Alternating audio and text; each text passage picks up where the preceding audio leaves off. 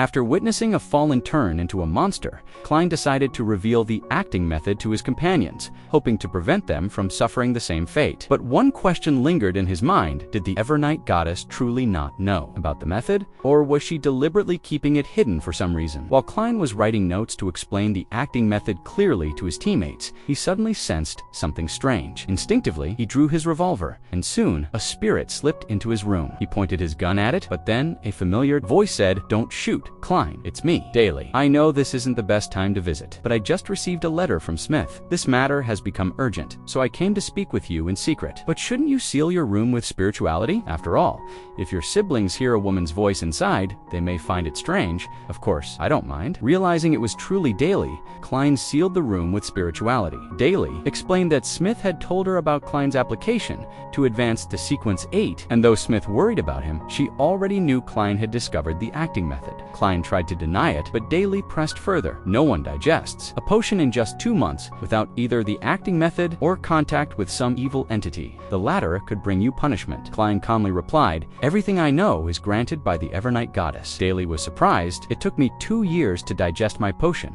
For you to do it in 2 months, it feels unfair." Klein asked if the headquarters knew about the method. Daly explained that although the Evernight Church belonged to the Orthodox faction, none of the low-ranking Night Watchers were informed about the method. Headquarters had forbidden them from spreading it, binding them with oaths. Even Daly couldn't tell Smith. Despite their closeness, she urged Klein to share the method quickly with his team, as a church investigator was already on the way. "The church is prioritizing you because you discovered this in just 2 months. They'll want you sworn in immediately. Time is short." Klein reassured her. "Don't worry, Miss Daly. Tomorrow, I'll tell Captain and the others." The next day, Klein gathered his team and revealed the truth to advance. One must know the next potion's name and act according to their pathway, allowing digestion to proceed faster.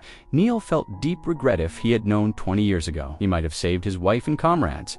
Soon, the investigator arrived. Roseanne announced his presence, shocking Smith. It was Sostmar, a Sequence 5 Sleepless, one of the Red Glove elites. Even more shocking, he personally came to assess Klein. A Sequence 8 candidates, something unheard of. Sostmar led Klein into an interrogation chamber and restrained him, using his immense power to probe Klein's spirit and check for ties to any evil god. Though Klein endured terrible suffering, he passed the test. Sostmar declared, "Your teammate has mastered his potion well. He is permitted to advance." But there was a condition. Sostmar brought out the holy artifact of the goddess sword, demanding everyone swear never to reveal the acting method to outsiders under threat of divine punishment. One by one, they placed their hands on it and swore. Later, Klein brewed his clown potion, carefully adding each ingredient. Once consumed, he heard strange words, Hornus and Phlegeria, yet his spirituality and body cells accepted the potion smoothly. Klein successfully advanced to Sequence 8, Clown. Daly warned him, "Sometimes you may hear bizarre whispers or see illusions.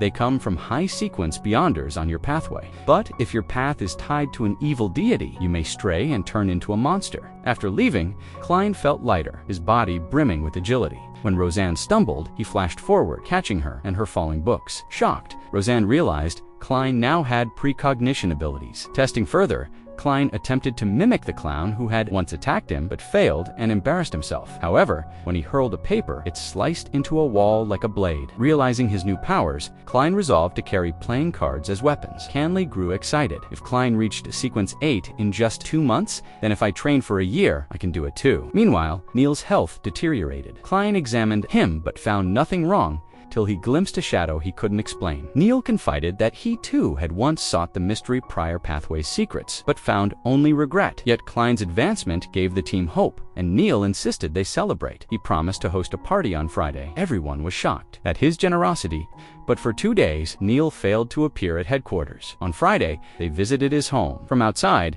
Leonard heard Neil playing piano a lonely, sorrowful tune. When they reached his house, Klein noticed the door ajar, but it slammed shut. From the window, Neil insisted he wasn't well and told them to come another day. Suspicious, Smith sent Fry and the others away, then tried convincing Neil to open the door. Eventually, Neil relented. Inside, they saw his home in disarray. Neil admitted things had gone wrong, but promised everything would be fine by tomorrow. Smith urged him to come outside, but Neil resisted, repeating that he meant no harm. Klein climbed upstairs only to discover Neil had already begun turning into a monster. Yet Neil still begged them to leave, believing he could recover. Smith, who had known Neil for 15 years, refused to abandon him. Neil finally revealed the truth. He had been experimenting with alchemical life to resurrect his wife. Guided by the hidden sage, the supposed god of his pathway, he believed he had found a way to create an ageless body and summon her spirit back. Smith tried to trap him in a dreamscape, but Neil broke free and counterattacked, pleading, "Please let me go. I don't want to hurt anyone." Leonard then rushed in with the peaceful hair strand, an artifact that drained living beings of their motivation. Using it, they calmed Neil, who realized with despair that he had already transformed. Tears welled in his eyes as he recalled memories with his comrades. He swore he would leave peacefully and never harm anyone, but duty bound them otherwise. Trembling, Smith raised his gun and shot Neil, ending his suffering. Afterward, Klein discovered the alchemical life formula among Neil's notes. It revealed the truth. Neil had used his own blood instead of harming others, leading to his decline. Deeply moved, Smith kept Neil's glasses as a keepsake, while Klein picked up another object from the home. Together, they buried Neil and prayed for his soul. As the ceremony ended, Klein saw a vision of Neil reunited with his wife in heaven, and thus the episode came to an end.